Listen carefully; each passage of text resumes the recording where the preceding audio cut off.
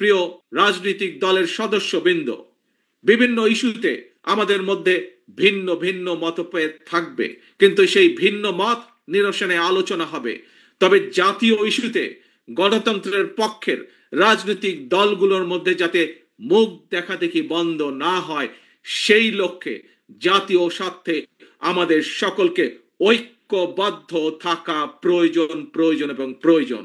প্রিয় দেশবাসী, ফ্যাসিস্ট মুক্ত বাংলাদেশে জনগণের সরাসরি ভোটে জনগণের কাছে দায়বদ্ধ, জনগণের কাছে জবাবদিহিমূলক একটি গণতান্ত্রিক সরকার প্রতিষ্ঠার লক্ষ্যে অন্তর্বর্তীকালীন সরকার গতকাল জাতীয় নির্বাচন অনুষ্ঠানের একটি সময়সীমা ঘোষণা করেছে।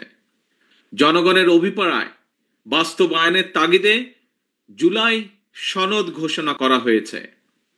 জনগণের অভিপ্রায় বাস্তবায়নের এইসব উদ্যোগকে আমরা স্বাগত জানাই।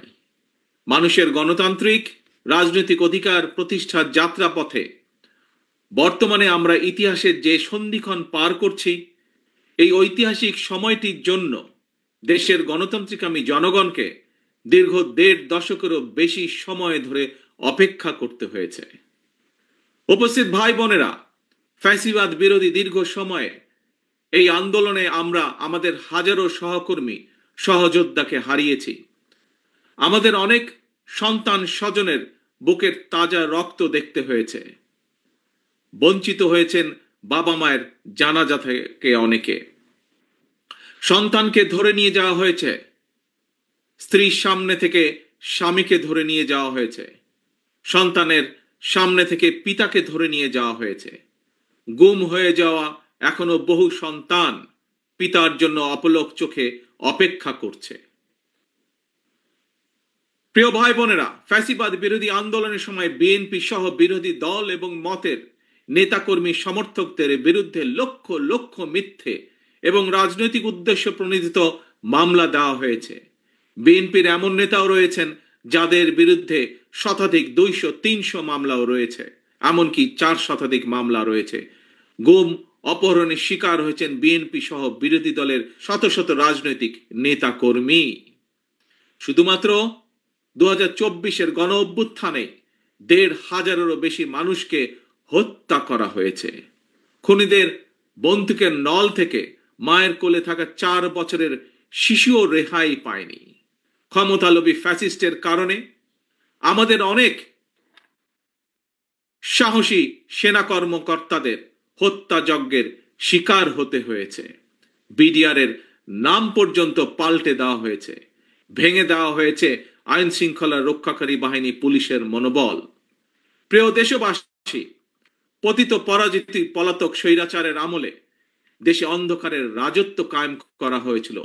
সুতরাং আমি বলবো, আজকের এই মিছিল অন্ধকার থেকে বেরিয়ে আলোর পথে যাত্রা। তবে এ যাত্রা কিন্তু খুব সহজ নয়।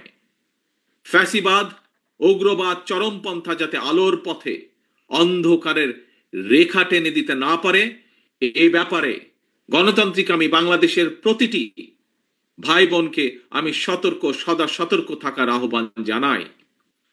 প্রিয় ভাই বোনেরা, বর্তমানে দেশের গণতান্ত্রিক আমি জনগণের সামনে নিজেদের অধিকার প্রতিষ্ঠার এক অপার সম্ভাবনা এবং সুযোগ তৈরি হয়েছে। আমরা যদি এই সুযোগকে কাজে লাগিয়ে দেশে জনগণের রাজনৈতিক শক্তি প্রতিষ্ঠা করতে পারি, জনগণের রাজনৈতিক এবং অর্থনৈতিক ক্ষমতা নিশ্চিত করতে পারি, তাহলে ভবিষ্যতে আর কেউ ফ্যাসিবাদ প্রতিষ্ঠা করার সুযোগ পাবে না, দেশকে তাবেদার রাষ্ট্রে পরিণত করতে পারবে না। আমাদের ভাই বোন সন্তান স্বজনদের জীবনের বিনিময় আমাদেরকে আর কখনো রক্তাক্ত 24 দেখতে হবে না।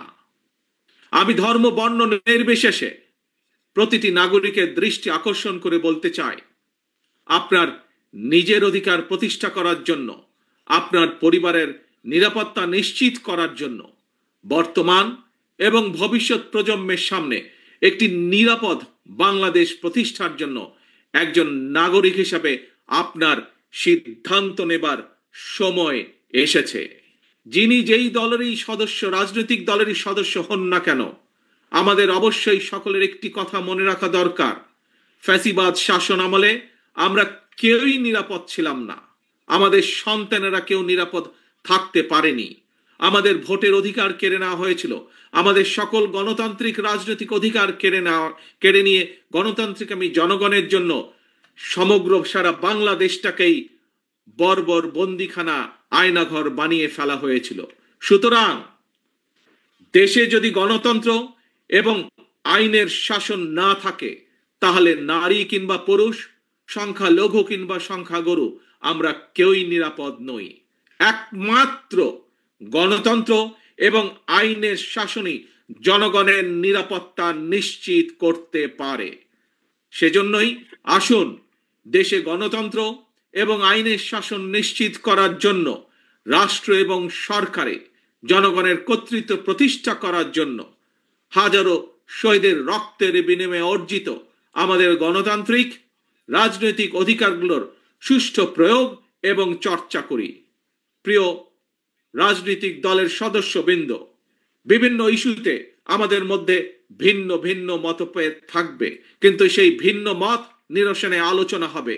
তবে জাতীয় ইস্যুতে গণতন্ত্রের পক্ষের রাজনৈতিক দলগুলোর মধ্যে যাতে মুখ দেখাদেখি বন্ধ না হয়, সেই লক্ষ্যে জাতীয় স্বার্থে আমাদের সকলকে ঐক্যবদ্ধ থাকা প্রয়োজন এবং প্রয়োজন।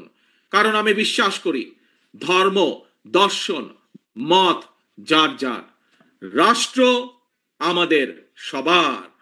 স্বাধীনতা প্রিয় গণতান্ত্রিক প্রিয় ভাই ও বোনেরা, জনগণের রায় রাষ্ট্র পরিচালনার দায়িত্ব পেলে বিএনপি কি ধরনের রাষ্ট্র, সরকার এবং রাজনীতি পরিচালনা করবে, দলের পক্ষ থেকে ইতিমধ্যেই 31 দফার মাধ্যমে একটি রূপরেখা জনগণের সামনে আমরা উপস্থাপন করেছি।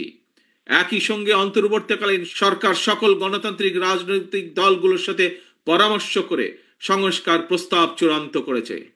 তবে দেশ এবং জনগণের কল্যাণে এই সকল কর্মসূচি বাস্তবায়নের জন্য বিএনপি জনগণের সমর্থন এবং সহযোগিতা চায়। সবশেষে ফ্যাসিস্ট মুক্ত বাংলাদেশে বিএনপির উদ্যোগে আজ রাজধানী সহ সারা দেশে বিজয় র্যালির কর্মসূচির সাফল্য কামনা করছি। আল্লাহ হাফেজ।